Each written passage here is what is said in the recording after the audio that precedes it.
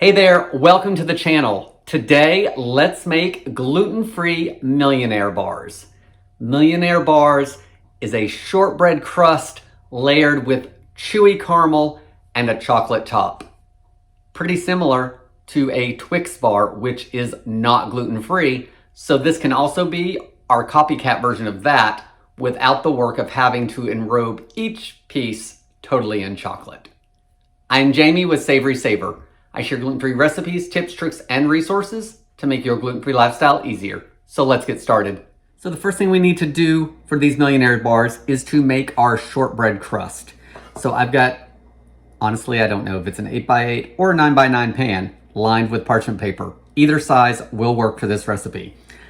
And I've got it lined. If you didn't want to do this, you could spray it or grease it down with your favorite oil, but I feel this is going to help me get those bars out at the end. I've also got my oven preheated to 350 degrees Fahrenheit because we are gonna bake this first for about 20 minutes or so until it's lightly golden.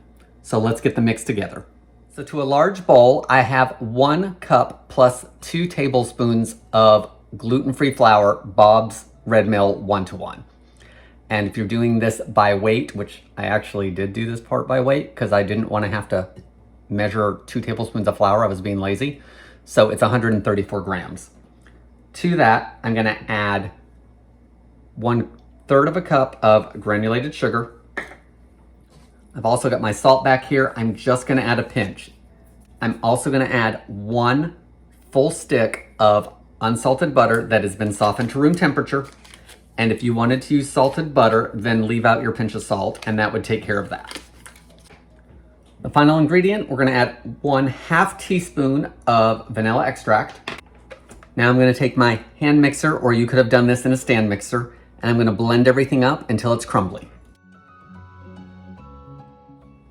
Okay, so everything's crumbly and mixed in, and everything is pretty much the same size. There's, some bigger pieces and some smaller pieces, size of peas or a little smaller. So I'm gonna get my beaters cleaned off to get that little bit of dough off of that, and we're gonna press it into the pan. So let's get our base into the pan. All right, so I've leveled out the dough in there, and now I'm gonna take damp hands and pat everything down evenly into the pan. You wanna have some cold water because we don't want to melt the butter. We wanna keep that as it is so this bakes up nicely. So run your hands under some cold water, leave them damp, and then press it into the pan.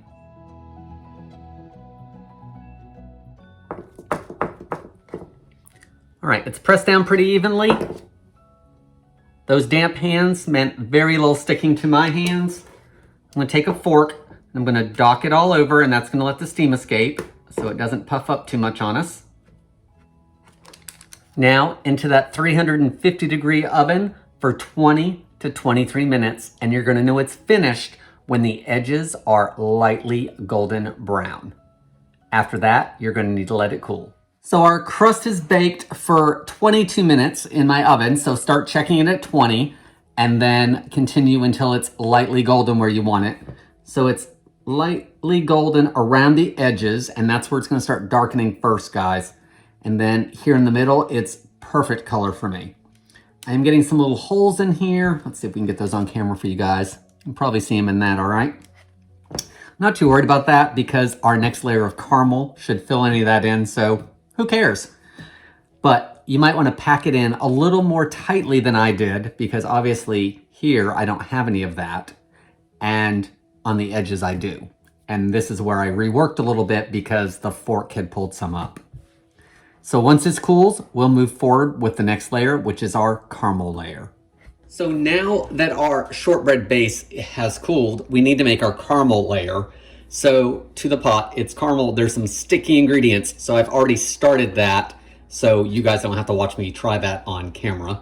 So I've got 1 stick of unsalted butter that I just sliced into about a tablespoon each piece, and it's all in the pot. Along with 1 can, 14 ounces of sweetened condensed milk, and 1/4 cup of light corn syrup. You could also use dark corn syrup or golden syrup if you're familiar with that ingredient. We're also going to add 1 cup of packed brown sugar, I'm gonna add half a teaspoon of salt and 1 teaspoon of vanilla extract. Now I do have my thermometer for this because I want this at about 225 degrees, and that's gonna take about 5 or 6 minutes. You do not need one of these. I'm gonna tell you how to know when it's done just by looking at it, and it still should set up fine, but one of these is helpful. I've turned my heat on to medium, and I've got a whisk, and I'm hoping this whisk isn't too small because I don't want to burn myself. But we're gonna whisk everything together.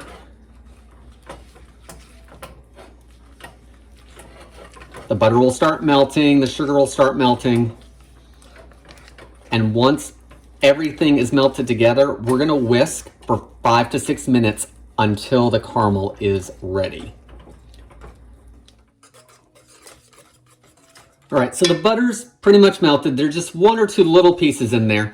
I'm gonna set a timer for 6 minutes just because it'll give me something to go on in regards to time. I'm still gonna use the thermometer, but if I set my timer, for any of you guys that don't have a thermometer at home to use, or a candy thermometer, it'll give you something to go on. So keep whisking, it'll start bubbling, and we're gonna keep whisking until it's 225. And towards the end of that process, it happens really fast. So, 2 or 3 minutes in, you can start checking temperature if you want, because if it's done early, it's done early. I'm at about 210, so it's not gonna take much longer, and you can see more and more caramelization in the pan, or in the pot, and it's also starting to pull away some from the pans, and that's another clue that we are almost there. All right, guys, about 215. It's just gonna take another minute. I have cut my heat down on my stove just to keep it a little more manageable for me. All right, guys, 222. I'm gonna give it just a second, and then I'm gonna pull it from the stove. So I'm gonna meet you over at the shortbread so we can get this on there. So I took my caramel out of the pan and poured it onto the top, and I didn't catch it on film only because it was so hot. So there are some dark spots. That's just extra caramelization. Don't worry about that. That is not gonna affect the finished product, other than they won't be as light as some of the others maybe that you've seen in pictures. So I'm just gonna spread it around and even it out. Now I'm gonna put this in the fridge for about 10 minutes or so because I want the caramel to firm up, because as you can see, it's jiggling all over the place. So we want those sugars to firm back up. While that happens, it's a good time to clean your pot because it's still hot and we don't want that caramel to set. The other thing is we'll start getting ready for our chocolate layer. That's just gonna take a couple minutes. So I'm gonna put this in the fridge, clean my pot, and then I'll start my chocolate. So these have been in the fridge for about 10 minutes. The bottom of the pan is warm from the caramel that's on it, but it is set. It's still soft, that's what you want. So let's get our chocolate ready. I've got a 1.5 cups of semi-sweet chocolate chip morsels in here. And the recipe originally called for heavy cream, which I do not have. And actually, I don't even have dairy milk opened right now. I've got oat milk. So I'm gonna put, should be 1/3 cup. I'm gonna add most of it and then hold a little bit back just until I see how spreadable this is, because we basically want a ganache to spread over the top. So I've poured about 2/3 of what's in there. I'm gonna microwave these chocolate chips for 15 to 20 seconds at a time, stirring each time just until they're melted.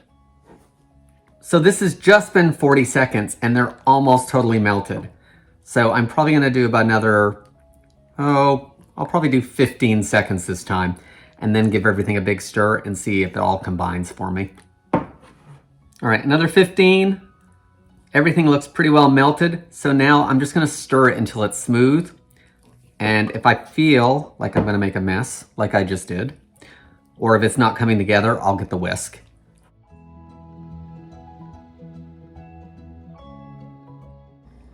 All right, everything looks like it's mixed really well.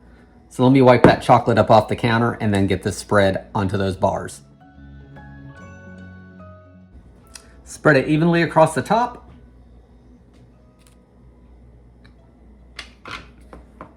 Everything is spread. At this point, the next thing you can do, if you choose, is to take a little bit of salt and sprinkle it over the top. I'm just going to do one little strip because Tara's not going to want the salt on it. But if you like that salty sweet thing going on, a little bit of that's not going to hurt. Now I am going to chill it until it's pretty cold because I want to be able to cut it, and it will cut better if it is cold. So I'm going to pop this in the fridge for a while, maybe an hour or so. We'll see how it does. Get cleaned up, and then I'm going to cut them and we'll give them a taste. And I can tell you right now, don't prepare for perfect squares because they're not going to be. Okay, y'all. Our gluten-free Millionaire bars, Copycat gluten-free Twix bars, whatever you want to call them, are done. I haven't even taken photos yet because I'm so excited about trying these. So there's a real thin piece of it because I cut off the end, and the rest of them are in squares. Nothing perfect, but they are square-ish. So I've got to take some photos of those after, but look. Look at that caramel pull. Let's give it a try. The caramel is soft and buttery. And again, those darker spots, not a problem. The chocolate is still soft on the top. It's in the fridge. I don't know if it's going to stay that way or if it's really going to firm up like really hard or not. If it does, it does. If it doesn't, it doesn't. They're all cut now, so that's okay with me too. But they did cut pretty easily. The shortbread crust is a shortbread crust. I really can't tell it's gluten-free. It's crisp. It does have some, little air pockets in it, which helps with that. I think it's a great taste. Guys, this was a pretty easy recipe. A little more technical than some recipes I've done. We did have to have a thermometer, which you really don't need to have. Just keep an eye on it. It's gonna take 5 or 6 minutes, maybe a minute or two longer. But I think you could do these without the thermometer and not really have any problems. It only took me a few minutes to clean up the pot after I did do it as soon as I stopped filming, like I told you guys I was going to, because I didn't want that sugar to harden totally. So if you do make these, make that a priority as soon as you finish the caramel and get that on those bars and into the fridge. Go and clean your pot and save yourself some time later on. Other than that, guys, do you have any comments? What do you think? Have you made these? Do you even like the flavor combo together? I think this is easier than Twix and having to coat everything in chocolate. But I think we're gonna be on these for the weekend because I'm filming this on Friday. Whether you see this on a Friday or not is something else. But in any case, I wanna thank you guys so much for watching. Again, please leave me any comments below. If you like this video, hit the like button, subscribe if you're not a subscriber, all that mess. You guys know the drill. Thanks for watching, and I hope to see you in the next video.